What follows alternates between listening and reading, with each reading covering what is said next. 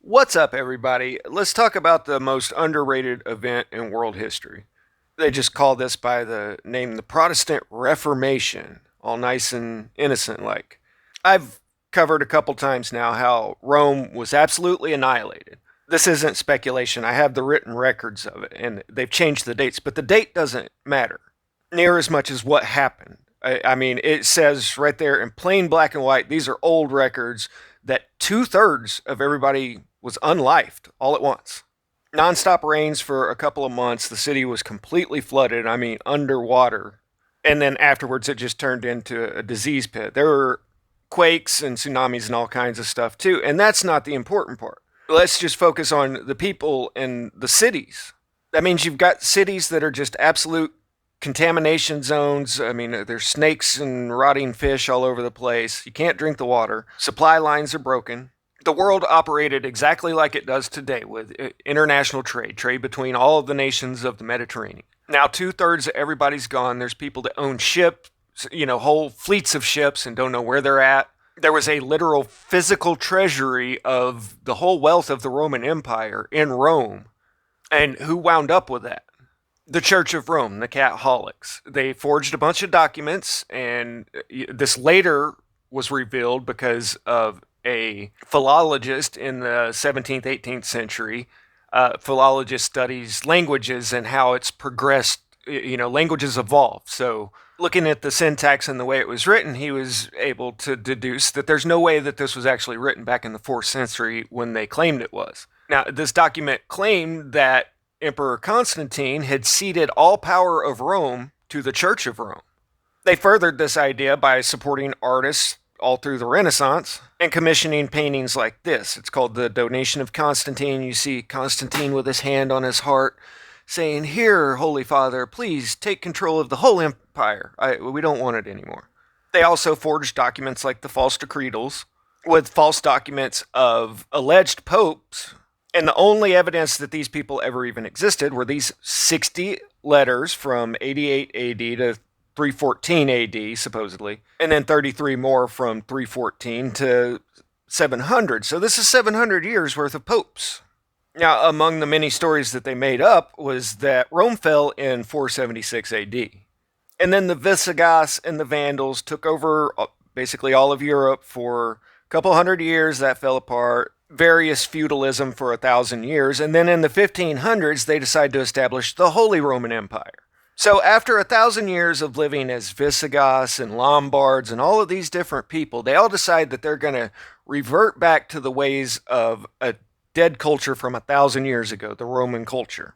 Also, there is no sign of any of these cultures that lived here for 1,000 years because Rome still looked like this during the time of the Renaissance, the 1600s. So for 1,000 years, nobody just touched this stuff. It was just there. Sorry, but no. There was a big flood, earthquakes, all this weird stuff happened that took out two-thirds of the people. The Church of Rome had almost unfettered power for a while. I mean, everybody was just in survival mode. The average people out there were just in survival mode for a couple generations, probably. And a couple generations of no education for the children. And the Holy Fathers decide everybody really needs God to the point where if they don't want God, we are going to do a lot of really bad things. What it was they were taking over the narrative of the whole world. This is why you don't find any books from before the 1300s, because they declared all books heretical, including the Bible. They didn't even want average people to have a Bible. They wanted to control the narrative 100%. They started with the Spanish Inquisition, which is Spain separated from the rest of Europe by a mountain chain, and it later became the Roman Inquisition all throughout Europe. This was designed chiefly to combat Protestantism, the Protestants, the people that were standing up against the megachurch conglomeration. You might have heard of Martin Luther, a little less known as Jan Hus, very important guy in all of this. These were the intellectuals that openly questioned the church, which was a dangerous move. But I'm getting ahead of myself a little bit here. Let's go back to after the collapse. A lot of different people wanted control of the Catholic Church. This is known as the Great Schism. So you had one bishop in Rome saying, "I'm Pope," one in Avignon saying, "I'm Pope," one in Constantinople saying, "I'm Pope."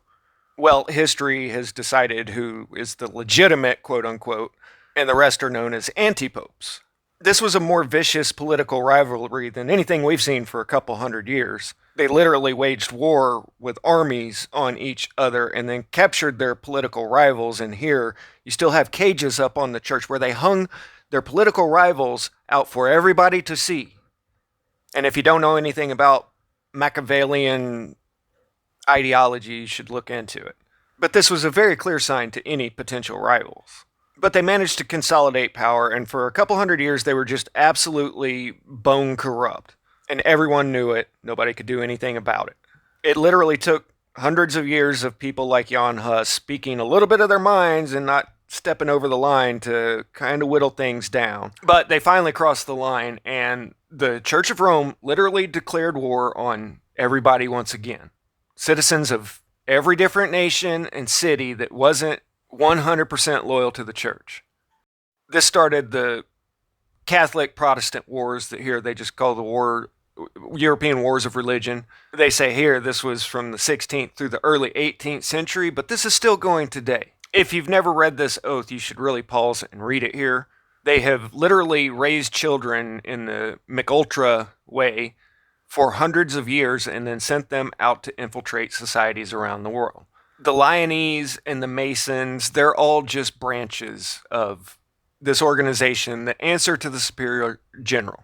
Bankers come and go. I know a lot of people think the Red Shields are running everything. Well, when the Medicis were the bankers for the Holy Roman Empire, they were the world bankers.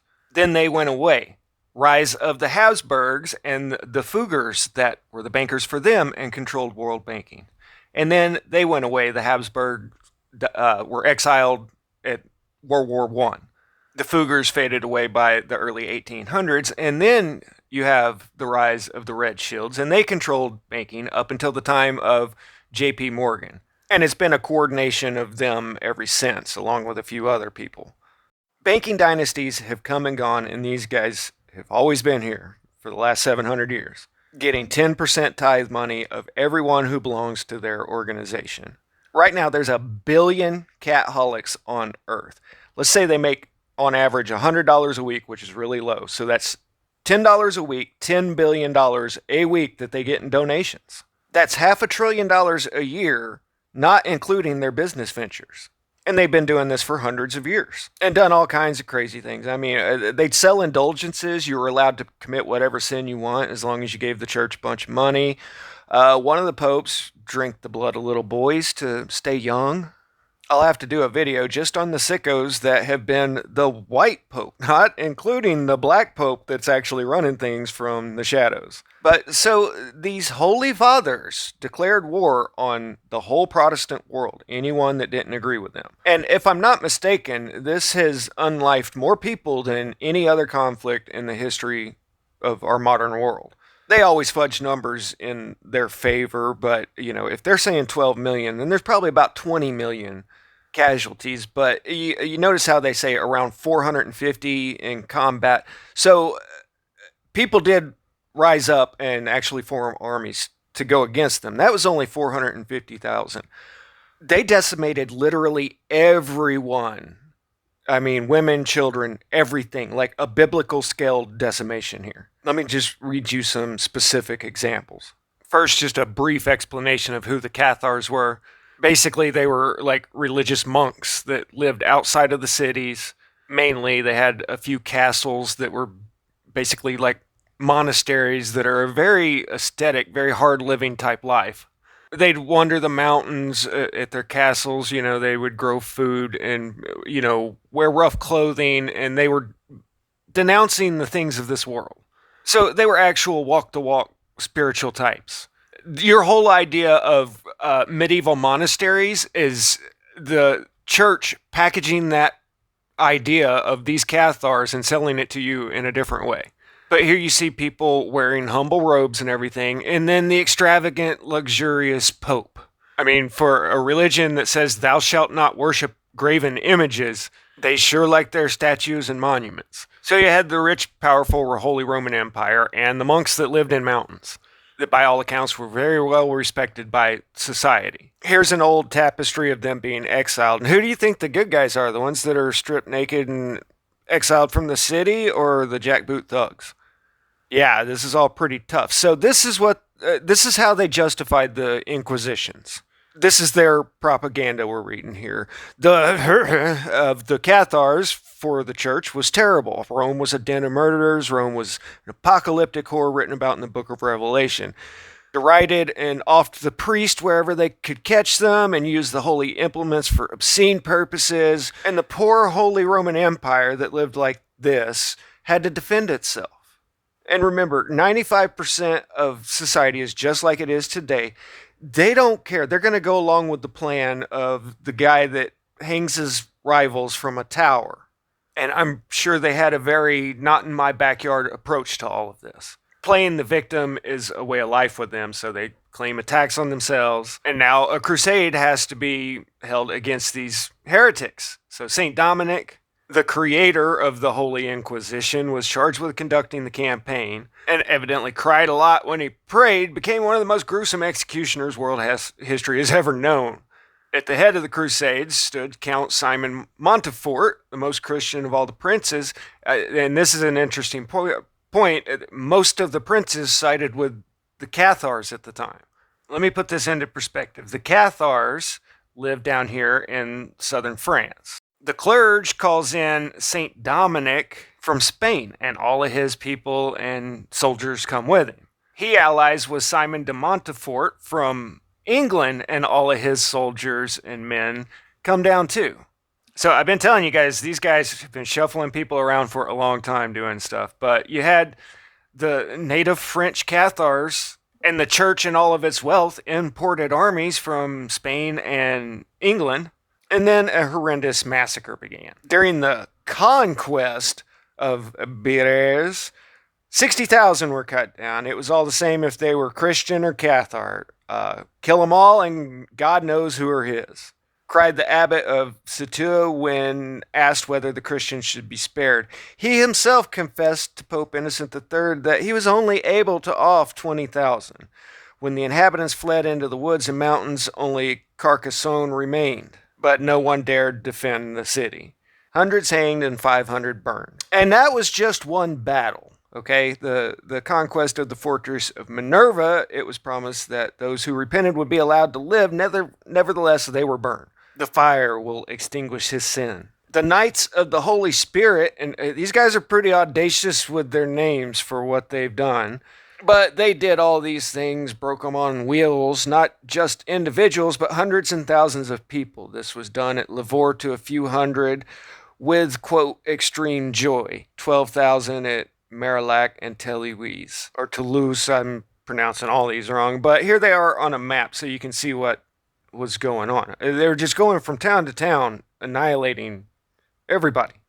So there were about 450,000 fighting men that stood up against them, but they took it out on everybody. I think that's enough for one video because this is actually pissing me off because it's all true. The whole goal of this branch of the Catholic Church is to destroy every Western nation, every Protestant nation. And guess what? That means you and where you're living right now. The countries that they do have control over, they keep dirt poor.